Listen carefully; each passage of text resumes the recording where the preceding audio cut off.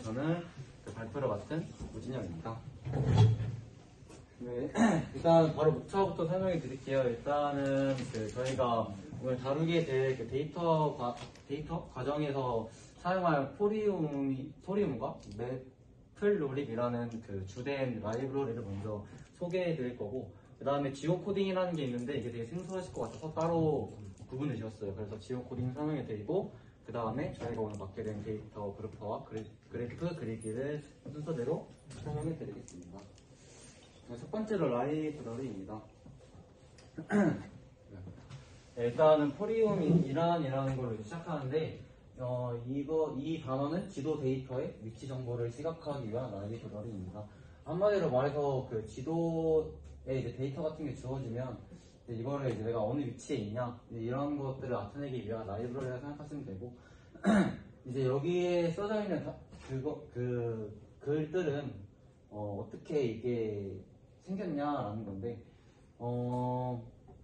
먼저 그 파이썬의 강점인 데이터 디프렛 라이브러리 매핑 강점을 토대로 제작하였다고 해요. 네, 그 다음에 이 지도는 오픈스트림 맵이라는 그런 그 맵인데, 이것도 마찬가지로 이런 맵을 기반으로 했다라는 정도만 알아두시고 넘어가시면 될 것 같아요. 그냥 이게 한마디로 정리를 하자면 그냥 이게 어떻게 해서 만들어졌냐라는 건데, 사실 이런 것보다는 뒤에 어떻게 더 사용되는지가 중요하니까 그 부분도 중점적으로 설명해 드릴게요. 그리고 이제 이런 여기 세 개의 지도를 보시는 것과 같이 이렇게 다양한 지도들이 있는데, 이런 것도 다 사용할 수 있다. 이 정도만 알고 넘어가시면 됩니다. 네, 그래서 이 포리움의 장점이 뭐냐? 이 데이터를 파이썬이라는 언어를 통해 쉽게 조작할 수 있고, 이 라이브러리를 호출해서 코드를 직접 따지 않고 데이터를 시각할 수 있다. 제가 뒤에서 코드를 설명해 드릴 텐데 되게 보시면 간단해요. 그냥 한 줄이면 바로 할 수 있는 정도로 간단한 코드를 사용하는 게 장점이고, 그래서 막 C 언어처럼 되게 막 엄청나게 길게 코드를 짜지 않아도 라이브러리 한 개면 바로 할 수 있다. 이게 장점,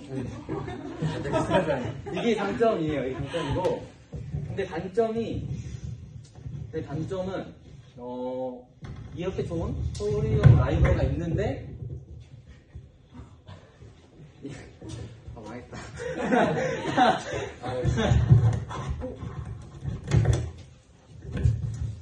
네, 이렇게 좋은 포리움 라이브러리가 있는데, 근데 단점은 첫 번째로는 이거를 수정하기가 어려워요.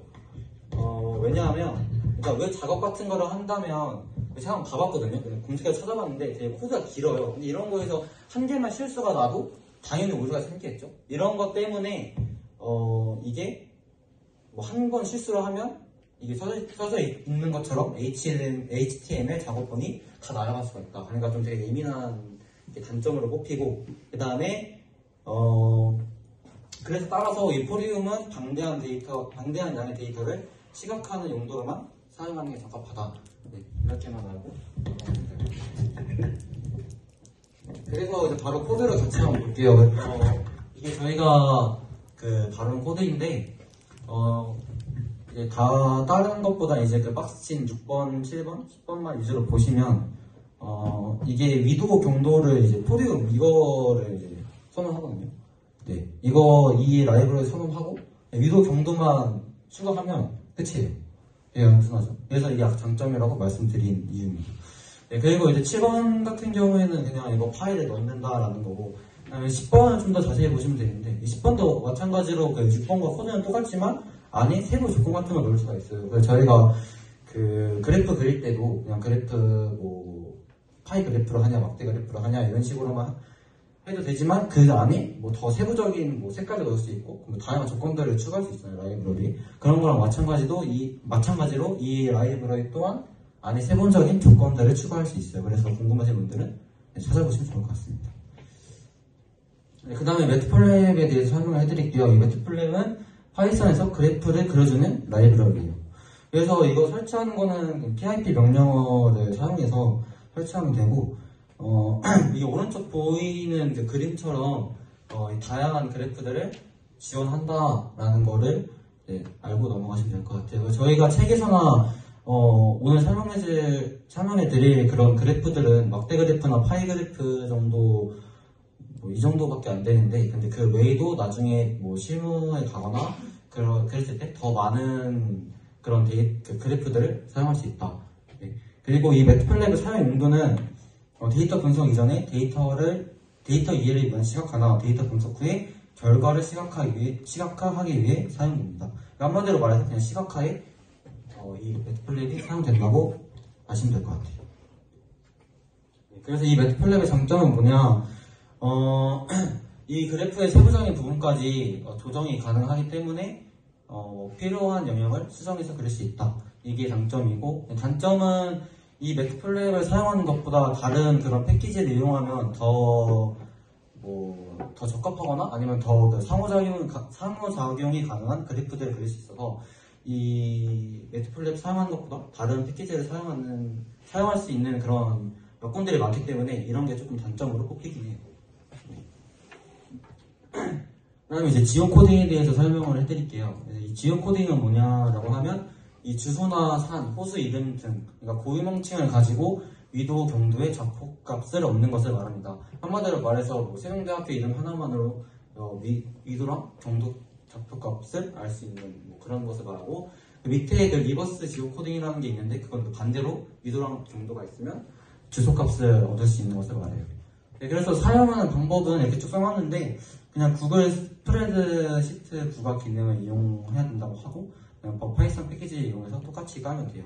네, 근데 이제 그 밑에 보면 그 지도 서비스를 이용하는데 그 네이버나 카카오 뭐 API 이런 게 사용하면 더 쉽게 구할 수 있다고 말하는데, 근데 이거 같은 경우는 이제 저희가 직접 만드는 것보다 그 유명한 그런 기업에서 만든 거를 가지고 와서 사용하면 더 쉽게 쓸 수 있으니까, 그래서 이제 개발자가 직접 하는 것보다는 그런 API 만들어져 있는 거를 가지고 오면 더 쉽게 구현할 수 있다라고 되어 있고, 여기에 카카오 맵 그리고 구글 맵의 장단점에 대해 써 있는데, 카카오 맵 같은 경우는 이제 국내에서 만드는 거다 보니까 국내에서 좀 더 잘 보편화되어 있고, 구글 맵 같은 경우에는 전 세계적으로 좀 더 잘 보편화되어 있다. 이 정도만 아시고 넘어가시면 됩니다. 그래서 이 API 같은 경우는 어떻게 사용하냐라고 하면 이렇게 사이트에 들어가서 키를 얻고 키를 등록하고 임포트하고 라이브를 설치해서 사용하시면 돼요. 네, 이런 부분 같은 경우에 사실 제가 여기서 하나하나 다 조사해서 설명을 해드려도 사실 됐는데, 이거를 여기서 사용한다고 해도 바로 뭐 얻어서 당장 집에서 사용할 수 있는 것도 아니고 해서 이런 식으로 교육만 설명해 드리고, 더 궁금하신 분들은 집에 가셔서 알아보셔서 하는 게 더 나을 것 같아서 이 정도만 설명을 넘어가겠습니다. 네, 그래서 이제 저희가 책에 있는 코드에서 이제 이게 지오 코딩을 사용한 그 코드 부분인데, 일단은 볼 부분이 3번, 6번, 9번이에요.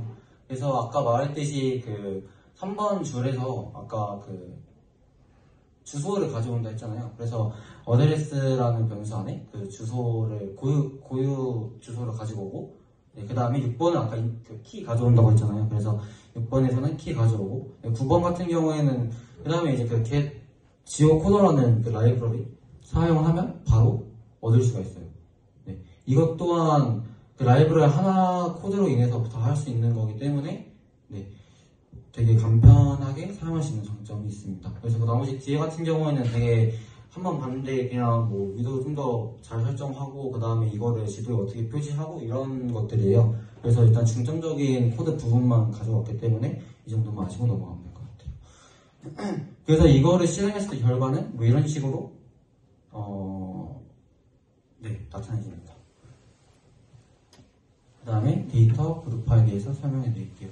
데이터 그룹화라고 하면 이제 대체 어느 정도 느낌은 오실 거예요. 근데 이제 정확하게 데이터 그룹화가 뭐냐라고 물어봤을 때는 대답을 하실 분이 그렇게 많지는 않을 거라고 생각을 하는데, 데이터 그룹화가 뭐냐라고 하면 쉽게 말해서 끼리끼리 모아서 틀에 놓은 것을 말합니다. 네, 이건 이제 좀 더 쉽게 말한 거고, 그 데이터 그룹화의 정의는 객체를 분리하고 함수를 적용하여 최종 결과를 조합하는 과정을 말합니다.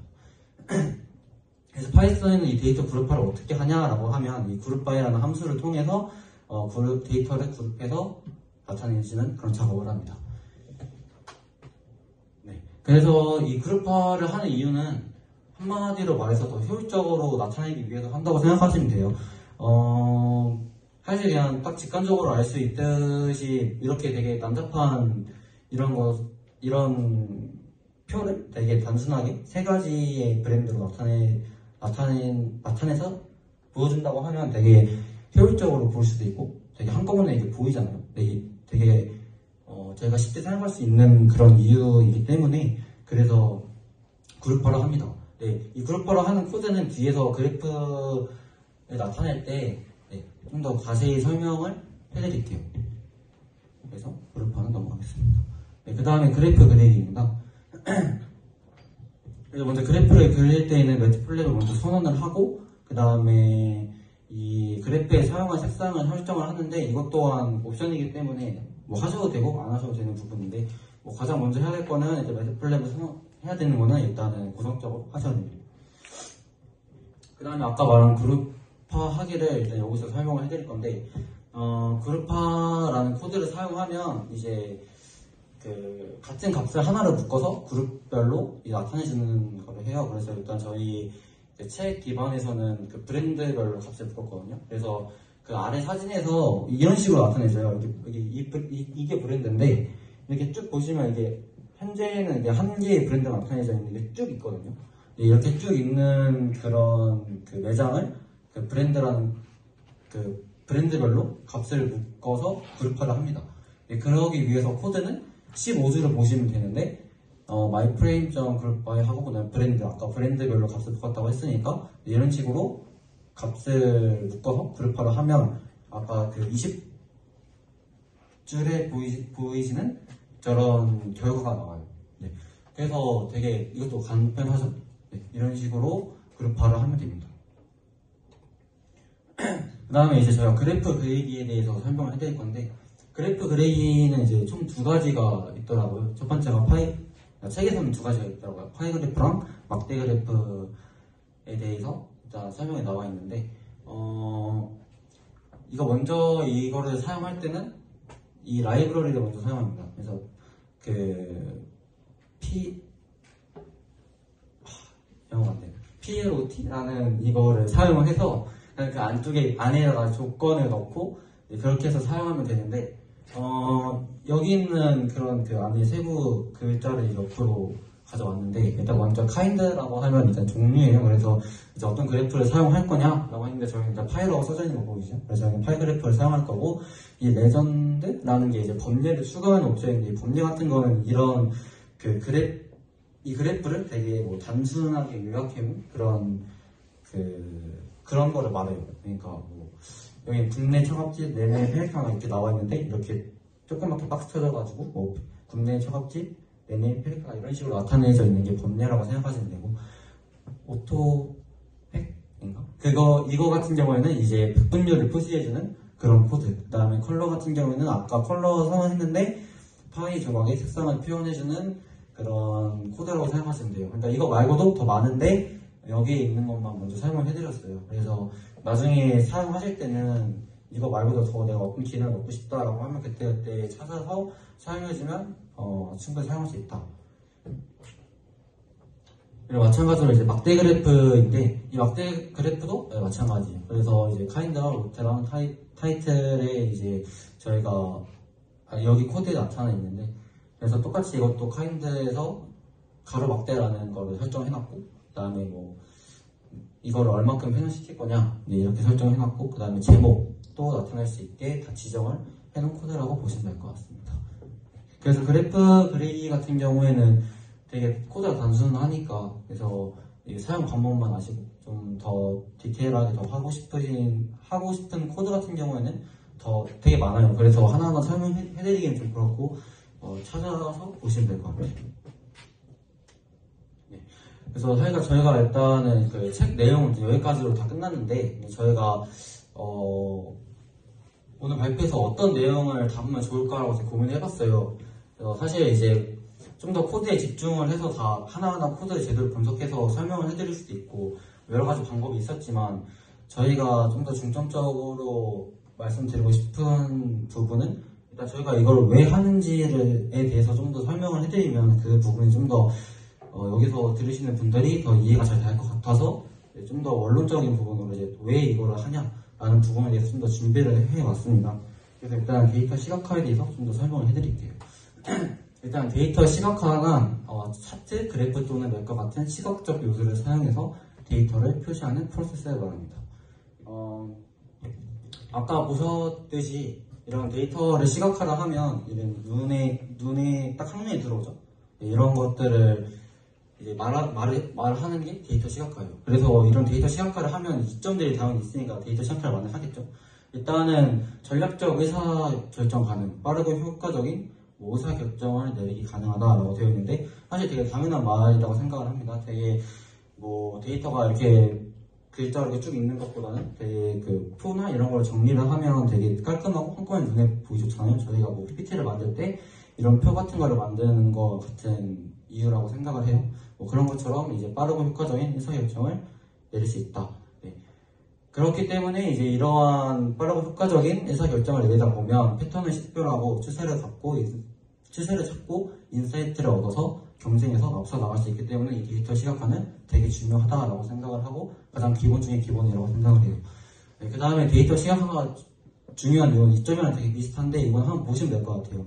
한번 읽어드리면 기업이 처리해야 하는 데이터 소스, 내부 및 외부 웹사이트, 스마트 디바이스, 내부 데이터, 수집 시스템, 소셜 미디어, 이렇게 말만 들어도 되게 어려운 데이터들이 있는데 이런 데이터들을 패턴을 찾고 그 다음에 감지하고 해서 최종적으로 시각적으로 부여를 하면 되게 어쨌든 보는 사람 입장에서는 되게 빠르고 되게 쉽게 볼 수 있잖아요. 그렇기 때문에 이런 데이터 시각화가 중요하다. 이런 데이터들을 쉽게 정리해서 보는 사람들한테 보여주는 과정이 중요하다라고 생각합니다. 그 다음에 저희가 그 데이터 분석을 파이썬을 이용해서 데이터 분석을 이제 하는데 왜 파이썬을 이용해서 데이터 분석을 하는가에 대해서 좀 조사를 해봤어요. 첫 번째로는 이제 파이썬이라는 언어의 직관성이라는 부분인데 한마디로 말해서 파이썬이 가장 배우기 쉬운 언어다. 이거는 이제 많은 분들이 1학기 때 파이썬 배우면서도 많이 이제 알고 계신 부분이라서 그냥 이렇게 설명드리고 넘어갈게요. 그 다음에 두 번째로는 대량의 데이터를 처리하는 속도라고 써놨는데 웹사이트의 방문 로고처럼 지속적으로 발생하는 대량의 데이터를 분석하거나 웹에서 크롤링이 오는 대량의 데이터를 처리하기에는 파이썬이 제격이다. 네. 그리고 이런 거와 마찬가지로 3번 다양한 라이브러리의 사용 가능. 아까 보셨듯이 되게 라이브러리가 되게 많고 되게 간단하게 사용할 수가 있었던 거를 볼 수 있었잖아요. 되게 코드 하나로 바로 자기가 원하는 걸 할 수 있고 그런 기능들을 바로 사용할 수 있기 때문에 그런 기능들을 사용할 수 있기 때문에 파이썬에서 데이터 분석을 합니다.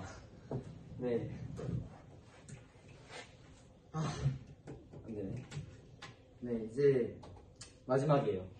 네, 이제 제가 이제 진짜 이제 이 스터디가 저희가 이제 마지막 발표고 그 다음에 이번 데이터 분석 스터디에서 저희 조가 가장 마지막 활동을 맡게 되었더라고요.